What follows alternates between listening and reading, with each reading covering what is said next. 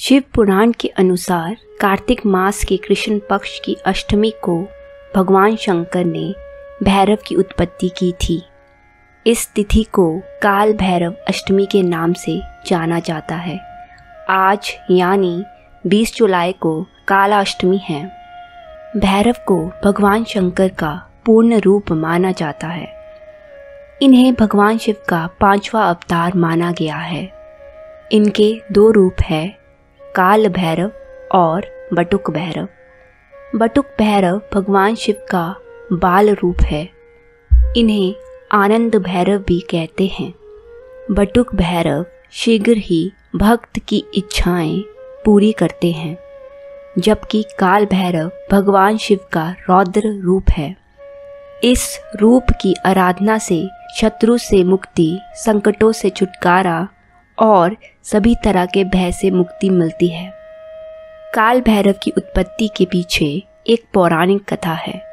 एक बार ब्रह्मा, विष्णु और महेश इन तीनों में श्रेष्ठता को लेकर विवाद छिड़ गया। बात इतनी बढ़ गई कि इसका समाधान खोजने के लिए सभी देवताओं को बुलाया गया, जिसमें सभी से प्रश्न किया गया कि ब्रह्मा, विष्णु और महेश में से श्रेष्ठ कौन है। इस पर सभी देवताओं ने अपने अपने विचार व्यक्त किए। इन विचारों का समर्थन भगवान शिव जी और भगवान विष्णु ने तो किया, पर ब्रह्मा जी को इस पर क्रोध आया और वे भगवान शिव की निंदा करने लगे। अपने इस अपमान से भगवान शिव के शरीर से अचानक अंगार की तरह लाल नेत्र, रुद्राक्ष की माला धारण किए, लोहे का दंड लिए एक विशाल प्रचंड काया प्रकट हुई। वे काल भैरव थे। काल भैरव क्रोध से कांप रहे थे। वे ब्रह्मा जी के संहार के लिए आगे बढ़े। भगवान शिव द्वारा रोकने पर भी वे शांत नहीं हुए।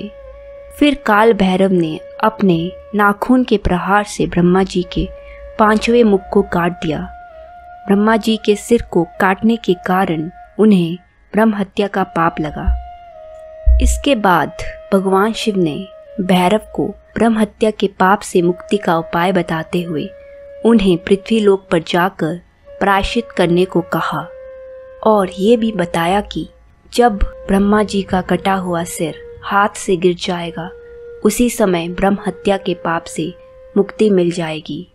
फिर भगवान शिव की आज्ञा से काल भैरव पृथ्वी की यात्रा पर चल दिए। कई वर्षों के बाद अंत में काशी में उनकी ये यात्रा पूर्ण हुई। काल भैरव को ब्रह्म हत्या से मुक्ति बाबा विश्वनाथ की नगरी में मिली। काशी में प्रवेश करते ही ब्रह्मा का कटा सर काल भैरव के हाथ से छूट गया और उन्हें ब्रह्म हत्या के पाप से मुक्ति मिली। काल भैरव जी के ब्रह्म हत्या के पाप से मुक्त होने पर वहां भगवान शिव प्रकट हुए। उन्होंने काल भैरव को वहीं पर तप करने का आदेश दिया। भगवान शिव ने उन्हें आशीर्वाद दिया कि तुम इस नगर के कोतवाल कहलाओगे और इसी रूप में तुम्हारी युगों युगों तक पूजा होगी। भगवान शिव के इस प्रकार कहने पर जिस स्थान पर काल भैरव रहे, बाद में वहां काल भैरव मंदिर स्थापित कर दिया गया। काशी में मान्यता है कि भक्तों को बाबा विश्वनाथ के बाद काल भैरव के दर्शन करना अनिवार्य है, अन्यथा बाबा विश्वनाथ के दर्शन भी अधूरे माने जाते हैं।